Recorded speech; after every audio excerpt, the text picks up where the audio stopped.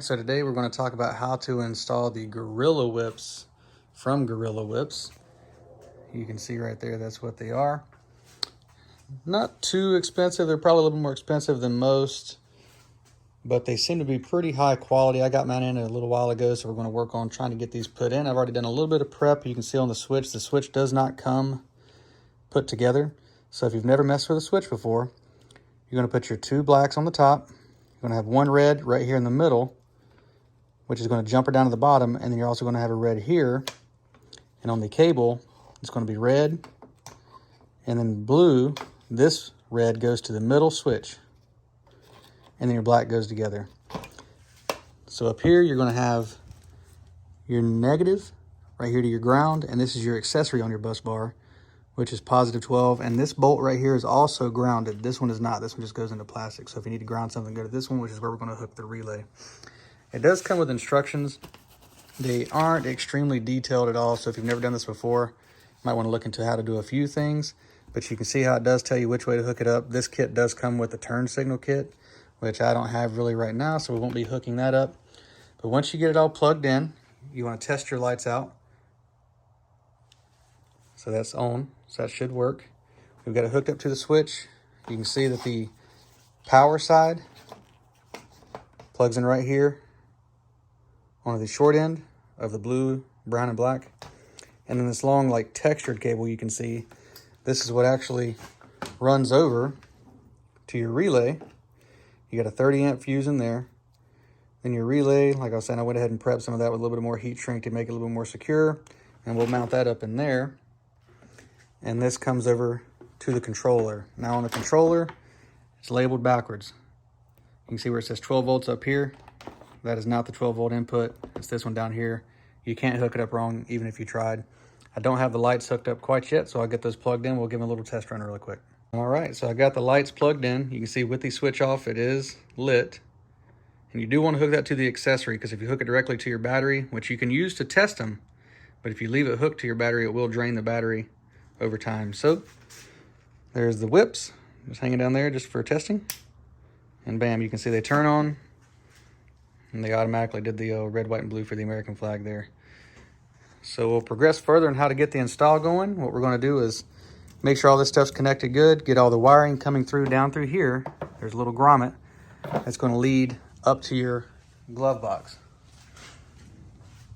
You can pop these out. These just come out, put a little screwdriver behind it. We'll get the switch mounted in. I'm probably going to mount the actual controller unit with tie straps to the bar back there, so I don't have to bolt anything in. It should be fairly secure and be out of the way.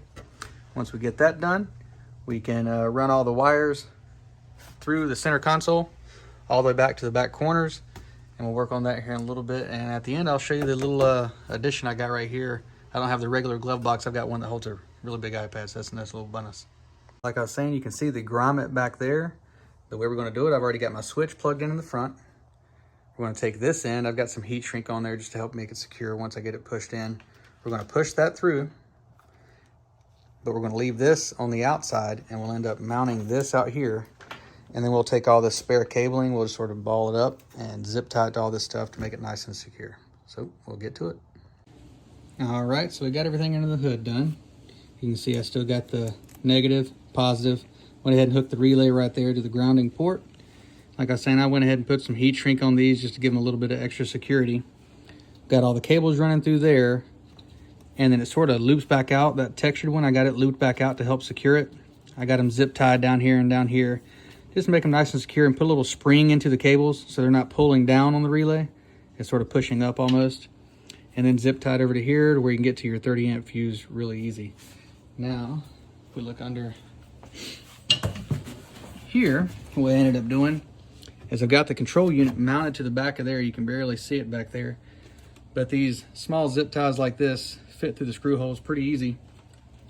So I zip tied it to this bar on the backhand side. I've got the power already plugged in. And then I went ahead and put two zip ties right here to sort of cinch it down. And it feels pretty secure, like it shouldn't vibrate too much. And then when I want to connect all the cables, I can hook them up, stuff them back down in there, and be good to go out of the way. Now what I did with the switch, I've got the switch in, like I said. I did put heat shrink on that as well to help secure it. And then the connectors, I put heat shrink on each individual connection. Yeah, there it's focused. and then put heat shrink on the whole thing. So what I'm gonna do now is go ahead and take this extra slack and I'll zip tie it down in here. And the whole way that I'm going, just to make sure I haven't messed anything up as far as connections, turn on the accessory, boom, switches lighten up so we know we've got power.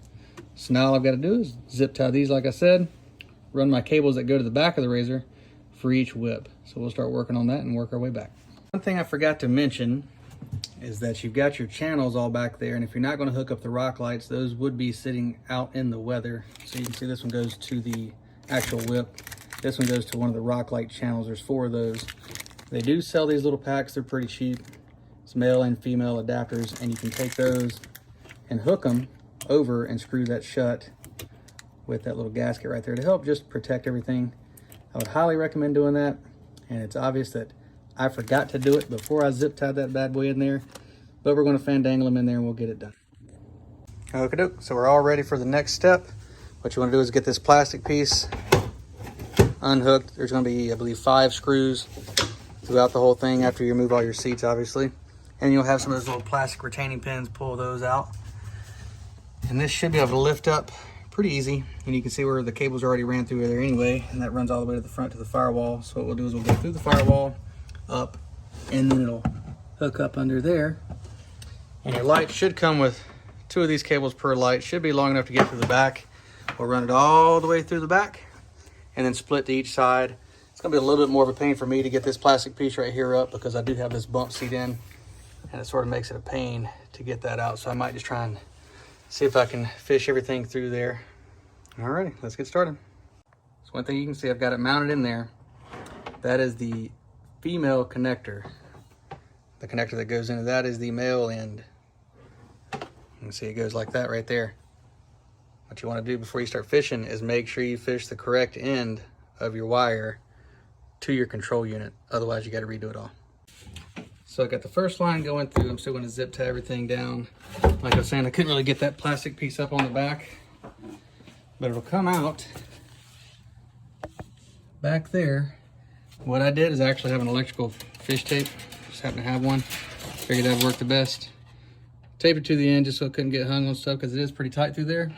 Fish it all the way through. This is one cable, the longest of the cables, and it made it this far, you can see. So I still have the other cable just to go to right there, and it's probably another 40 inches or so. So it should be plenty long enough for whatever job you're working. So let me get to the other side. Wrapped up, I got them wired to either side, zip tied around there. What I did is I went through the little bracket right there for the shock to keep it out of the way off the bolt for the shock right there, and just clean up all the little slack up in there. Did the same thing on either side. I'd recommend getting it in place before you cinch down all your zip ties so you can actually move around all the slack that you need to do. Did that for both sides. We got them going.